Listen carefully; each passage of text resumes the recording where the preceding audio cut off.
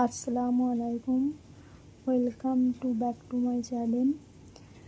আজকে আমি আপনাদের সামনে পাঁচমিশালি সবজি রান্না করে দেখাবো। তো প্রথম আমি সবজিগুলো কেটে নিয়েছি, তারপরে বাটা মশলা দিয়ে দিচ্ছি,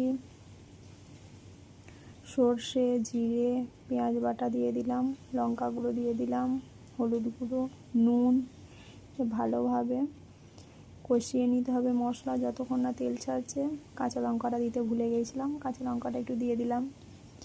তো ভালোভাবে অনেকক্ষণ ধরে নাড়াচাড়া করে নিতে হবে। এবারে সবজিগুলো দিয়ে দিয়েছি, একটু জল দিয়ে ভালোভাবে কষিয়ে নিচ্ছি সবজিগুলো দিয়ে। এবারে পালং শাক কেটে রেখে দিয়েছিলাম, ভালোভাবে ধুয়ে পালং শাক দিয়ে দিলাম। আরও ভালোভাবে কষিয়ে নিতে হবে যতক্ষণ না সবজির জল বেরোচ্ছে। এবারে কিছুক্ষণের জন্য ঢাকা দিয়ে রেখে দিতে হবে। ওদিকে আমার ভাতটা হয়ে গেছে, তাই কষিয়ে নিচ্ছি। এবারে ফুটছে, এবার নুনটা কম হয়েছিল বলে আর একটু নুন দিয়ে দিয়েছি আমি, আপনারা স্বাদ মতো দিতে পারেন। তো এখনও সেদ্ধ হয়নি। এরপরে আমি গোটা ডিমগুলো ভেজে নিচ্ছি অন্য তরকারির জন্য। নুন হলুদ দিয়ে ডিমগুলো হালকা হালকাভাবে ভেজে নিচ্ছি।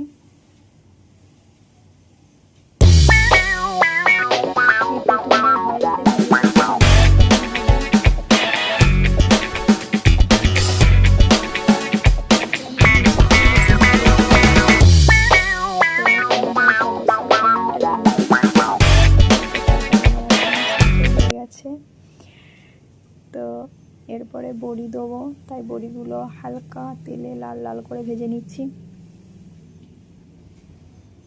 ভেজে নেওয়ার পরে তরকারি তো ফুটে এসেছে, তাই অল্প পরিমাণে জল দিয়ে দিচ্ছি। জল দেওয়ার পরে নাড়িয়ে নিলাম একবার, না যেন তলায় লেগে যায়। তো এরপরে ভাজা মাছ ছিল, মাছের মাথা ভেঙে নিয়েছি টুকরো টুকরো করে, টুকরো করা মাছ দিয়ে দিচ্ছি।